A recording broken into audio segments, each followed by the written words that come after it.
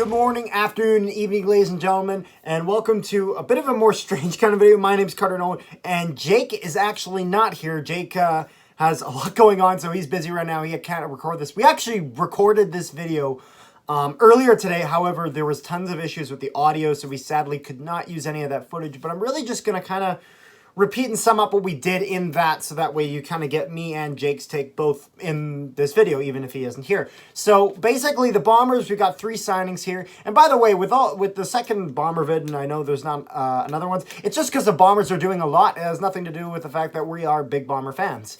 It's just because they're making all their signings a lot more than a lot earlier than a lot of our teams. But we have more planned with one that we're hoping to come out Saturday. We have plans, so stay tuned for that. But we got 3 big signings here, or 3 signings, and 2 of them being pretty big signings. So we got Patrick Neufeld, who is a big signing, a real big staple of this Winnipeg Blue Bombers offensive line. And it's funny because me and Jake actually were very fortunate to be a part of a few months ago, I think, a podcast featuring Chris Walby, where he actually talked with us and talked about how big, how important that Winnipeg O-line is, in the sense of when you got guys like Hilaros, you know, one of the reasons he's so good is, well, number one, he's a great quarterback, and number 2 is because that offensive line is really making the room, really giving the breathing space for that quarterback to be able to really show his talent. Because, I mean, at the CFL level, any quarterback can really have a solid throw, or whatnot, and but having the time to do that and having a good pocket for that is really key. And Patrick Neufeld is a big part of that, and he gave a lot of praise to Stanley Bryant and Patrick Neufeld on that offensive line, and he was mentioning, you know, how it gets overshadowed by the defensive line, which is true. So it's really important that we look at that. Not really much as we can do in terms of stats because he is an offensive lineman, so yeah, there's really going to be next to nothing in stats. You're just going to have to watch and see him play. Next, we got Chris Kolinkowski, a bit of a difficult name to say, but Kolinkowski. So he is actually a backup on the offensive line, and it's very important to have those backups because there will be times where guys will get injured. There will be times where, you know, like the end of the season, the Bombers this year, where they'll pull out and the backups will come in and to have, so that way the stars can rest and stay healthy and whatnot.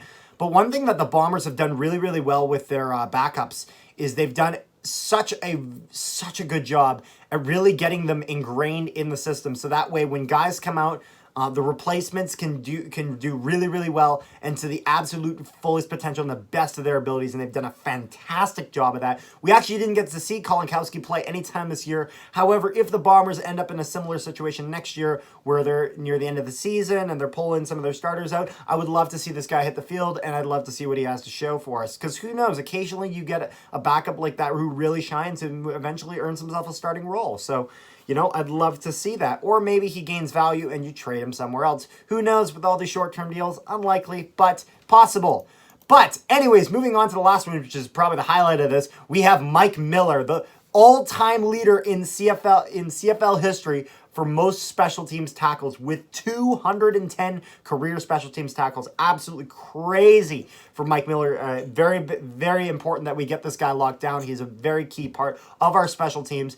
We absolutely love him here. He plays, he's utterly fantastic, you know, all the time. There's really, I didn't have a single complaint about him this season.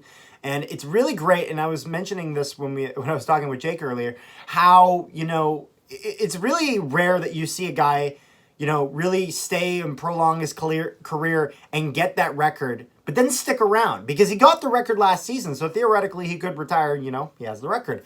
But he's choosing to stick around, you know, because I really think he sees the potential of this Bomber squad, and I think it's a really, it's a very important thing to keep him around, to keep those special teams as top tier as you can, just because, you know, you got to have a really good all-around game. I think, look at, I mean, if you think about how good the Bombers were, and you think about how garbage their kicking was, were they able to win almost every game near the start of the season with that? Obviously, that big flub to Toronto where they just played like garbage.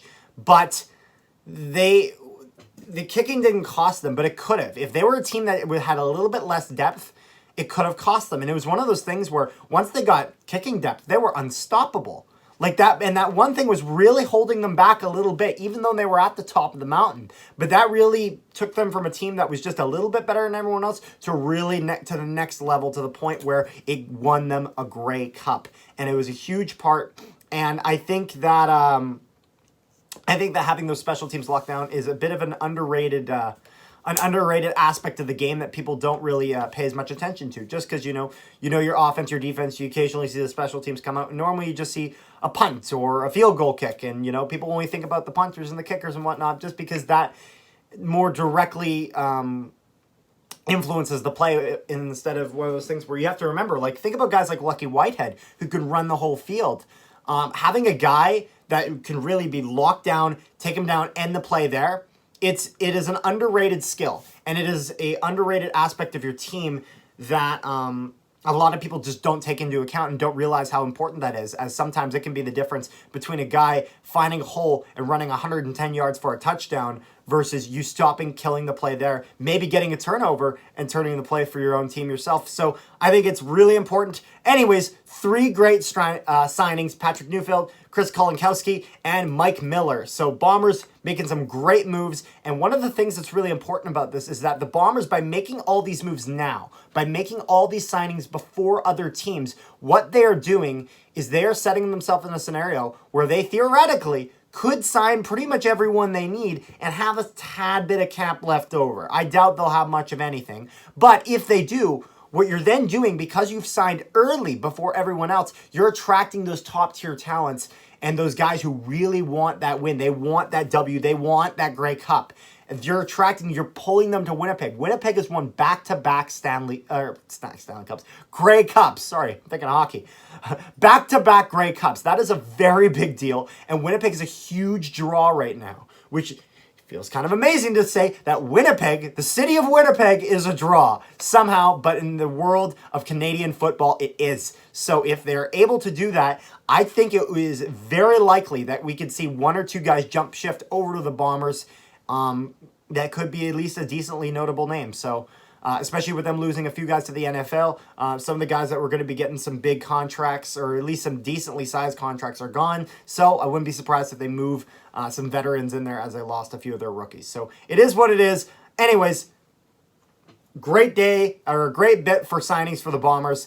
Can't wait to see what they do next. Can't wait to see what other teams do next. I know Saskatchewan has been a bit more active, so we'll have to get on top of that. And we will. And yeah, you guys have a great, wonderful rest of your day. Check out, sorry, I'm fumbling my words. Check out my channel as well as Jake's channel with the Nolan Hockey Podcast with myself and Peg City Hockey with Jake. We cover the Winnipeg Jets content and other hockey content and other stuff. I even cover Star Wars on there. So if you enjoy that, give it a look. Anyways, this is CFL Insider, and we'll see you next time.